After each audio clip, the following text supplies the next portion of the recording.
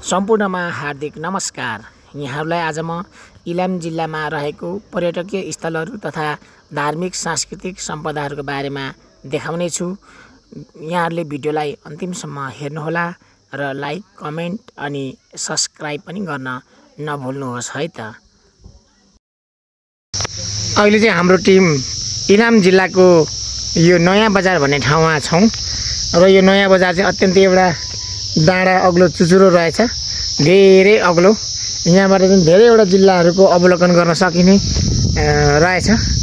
यहाँबाट चाहिँ हेर्दाखेरि ट्याम्के डाँडा सर्लक्कै देखिन्छ, भोजपुर, त्यसैगरी खोटाङका खोटाङ, त्यसैगरी ओखलढुङ्गा, सोलुखुम्बु, त्यसैगरी धनकुटा त देखिने भइ नै हाल्यो, अनि तेह्रथुम, पाँचथर, ताप्लेजुङ त देखिने नै भइहाल्यो।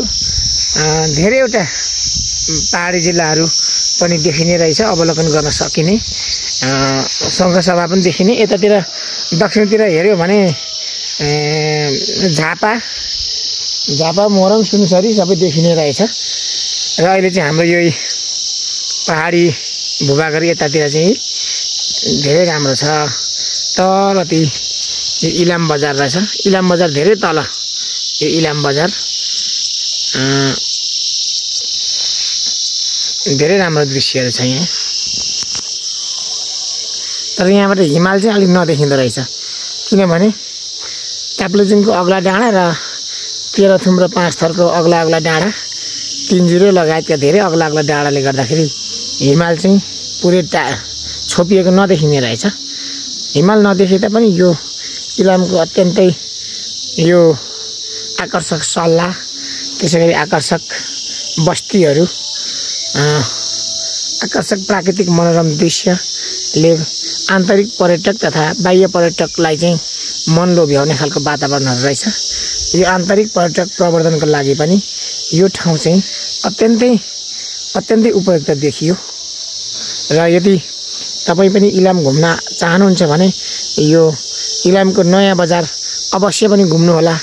यहाँको चिसो पानी, चिसो हावापानी लगायत यहाँका अर्ग्यानिक परिकारहरूमा पनि तपाईँहरू पक्कै लोभिनु नै हुनेछ।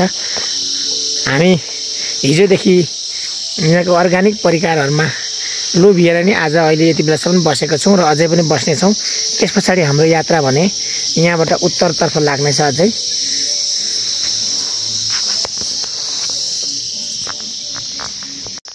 त्यसै गरी यो चाहिँ यहाँबाट चाहिँ इलामको यो नयाँ बजार पनि छर्लङ्ग देखिने।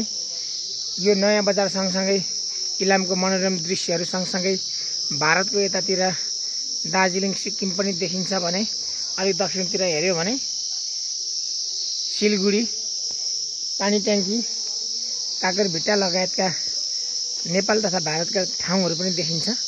अहिले हाम्रो टोली चाहिँ यो ठाउँ घुम्ने क्रममा छौँ।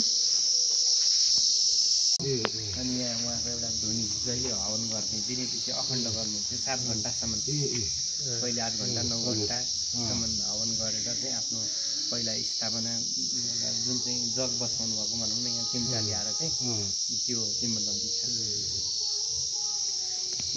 समाधि चाहिँ यहाँ है, समाधि बालगुरु सडानन्द अधिकारीको चाहिँ यो समाधि स्थल हो भने यहाँ मन्दिर बनाइएको रहेछ हैन।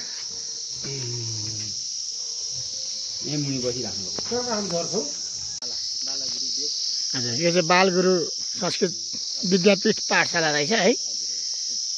उहाँको शालिग चाहिँ यतापट्टि छ है। हजुर, समाधि स्थल उहाँको अघि हामीले माथि हेरिसक्यौँ भने अब उहाँको शालिगतर्फ लागिरहेका छौँ।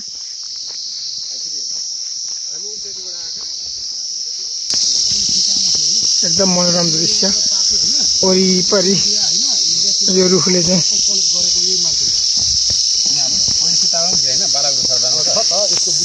बालगुरु सडानन्द अधिकारीको